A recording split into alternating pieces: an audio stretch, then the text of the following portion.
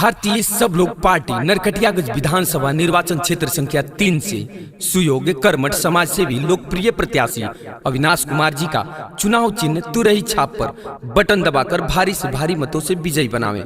इनकी जीत आप सभी मतदाताओं की जीत है।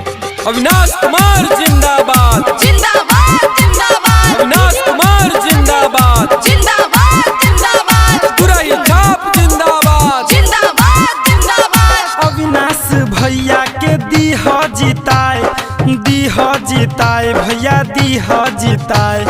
अविनाश भैया के दीह जिताए, दीह जिताए भैया दीह जिताए। तुरही पे बटन दबाई हो, भारी मत से जीतई हो, सुन लो तुरही पे बटन दबाई हो, भारी मत से जीतई हो। अविनाश भैया के दीह जिताए, दीह जिताए भैया दीह जिताए। अविनाश भैया के दीह जिताए, दीह जिताए भैया दीह जिताए।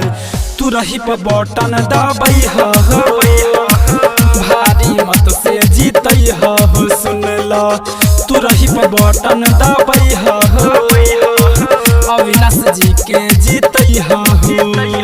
हमारा विधायक कैसा हो, अविनाश भैया जैसा हो, हमारा विधायक कैसा हो, अविनाश भैया जैसा हो। नरकटियागंज विधानसभा की जनता जिंदाबाद, जिंदाबाद जिंदाबाद, नरकटियागंज विधानसभा की जनता जिंदाबाद। जिंदाबाद जिंदाबाद। इनका से नीमन केहू न मिली, बेटा बाड़े गरीब के, बेटा बाड़े गरीब के। हाँ, रोजी रोजगार खूबे विकास करी है, देखी है सबके करीब से।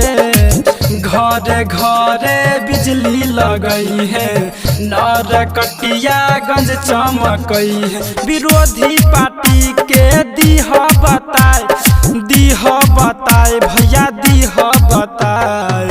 तुरही पे बटन दबाई हो, भारी मत से जीतई हो, सुन लो तुरही पे बटन दबाई हो, अविनाश जी के जीतई हो। हमारा विधायक कैसा हो, अविनाश भैया जैसा हो, हमारा विधायक कैसा हो, अविनाश भैया जैसा हो। नरकटियागंज विधानसभा की जनता जिंदाबाद, जिंदाबाद जिंदाबाद, नरकटियागंज विधानसभा की जनता जिंदाबाद। जिंदाबाद जिंदाबाद। केहू के बात में जानी भूलई हो, परिहन केहू के झांसा में, परिहन केहू के झांसा में। जीती है विरोधी त कुछ न करी है, रही जइब आशा में। सुन भैया बदल विचार हो, मिली है गरीब के पूरा अधिकार हो। विचार तू मन में लन बनाए, लन बनाए भैया लन बनाए। तुरही पे बटन दबाई हो, भारी मत से जीतई हो। तुरही पे बटन दबाई हो, सुन लो अविनाश जी के जीतई हो। सुरांगन संगीत स्टूडियो रामनगर।